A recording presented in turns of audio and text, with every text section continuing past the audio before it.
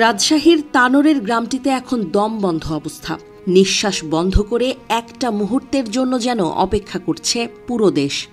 এক পরম মুহূর্তের নাম সাজিদ, যার জন্য কোটি মানুষের প্রার্থনা অনুরণন তুলছে বাতাসে। মাত্র 2 বছরের একটি শিশুকে ঘিরে এখন পুরো দেশ জুড়ে যে উদ্বেগ, সেটি যেন আপন সন্তানের জন্যই শঙ্কা। গভীর নলকূপের অন্ধকারে আটকে থাকা ছোট্ট সাজিদকে জীবিত ফিরিয়ে আনার আশায় রাতভর চোখে ঘুম ছিল না স্থানীয় মানুষের। উদ্ধারকর্মীরাও লড়ছেন নিজেদের সবটুকু সামর্থ্য দিয়ে। বুধবার বেলা 1টার দিকে তানোরের ওই গ্রামে শুরু হয় আতঙ্কের মুহূর্ত। খেলতে খেলতে গভীর নলকূপের মুখের দিকে এগিয়ে যায় সাজিদ, আর এক মুহূর্তে পড়ে যায় প্রায় 35 ফুট গভীরে। খবর ছড়িয়ে পড়তেই গ্রামবাসীর চিৎকার, কান্না, দৌড়ঝাঁপ সব মিলিয়ে পরিস্থিতি হয়ে ওঠে হৃদয় বিদারক। ভেকু পৌঁছানোর পর শুরু হয় আনুষ্ঠানিক উদ্ধার অভিযান। শিশু যে কোনো অবস্থায় বেঁচে থাকতে পারে এই বিশ্বাস থেকেই ফায়ার সার্ভিস প্রথম থেকেই নলকূপে অক্সিজেন পাঠানোর ব্যবস্থা করে।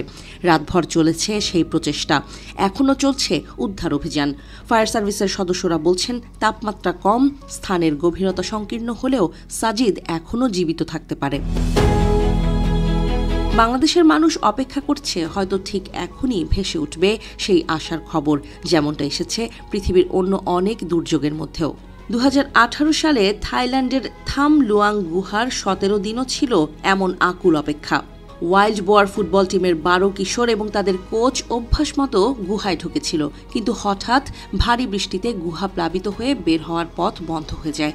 আঁকা বাঁকা সরু প্রায় 10 কিলোমিটার গভীর সেই গুহায় আটকে পড়া কিশোরদের কাছে পৌঁছানো বিশ্বমানের ডুবুরিদের জন্য ছিল এক অসম্ভব মিশন। 10ম দিনে অবশেষে যখন তাদের খোঁজ মেলে, বিশ্ব যেন একসঙ্গে স্বস্তির নিঃশ্বাস ফেলেছিল। এরপর শুরু হলো সরঞ্জাম পাঠানোর লড়াই। খাবার, পানি থেকে শুরু করে নানা চিকিৎসা সামগ্রী পৌঁছে দেয়া হলো অন্ধকার গুহার ভিতরে। কিন্তু এই অভিযানের মূল্য দিতে হয়েছিল একজন ডুবুরিকে। অক্সিজেন ট্যাঙ্ক পৌঁছে দিতে গিয়ে তিনি প্রাণ হারান। তবুও থামেনি অভিযান এবং শেষ পর্যন্ত সবাইকে জীবিত ফিরিয়ে আনতে সক্ষম হয় উদ্ধারকারী দল। আরও নাটকীয় ছিল 2010 সালের চিলির খনি দুর্ঘটনা। সান্তিয়াগো থেকে 800 কিলোমিটার দূরে খনি ধসে পড়ে আটকা পড়েন 33 শ্রমিক। গভীরতা প্রায় 700 মিটার। শুরুতেই ধাক্কা, চিলির কাছে এত গভীরে উদ্ধার অভিযানের মতো প্রযুক্তি নেই। কিন্তু হার মানেনি দেশটি। যুক্তরাষ্ট্র ও কানাডার বিশেষজ্ঞ দল এসে শুরু করে মহাপরিকল্পনা। তারপর একের পর এক ড্রিলিং, খনির ভেতরের অবস্থান শনাক্তকরণ, সব মিলিয়ে 69 দিন ধরে পৃথিবীর মানুষ তাকিয়েছিল সেই খনির দিকে। অবশেষে যখন এক এক করে 33 জন শ্রমিক ক্যাপসুলে করে ওপরে উঠেছিলেন, তখন চিলির প্রেসিডেন্ট সহ পুরো বিশ্ব অপেক্ষা করছিল তাদের বরণ করে নিতে। এটি হয়ে ওঠে মানব ইতিহাসের সবচেয়ে সফল উদ্ধার অভিযানের দৃষ্টান্ত।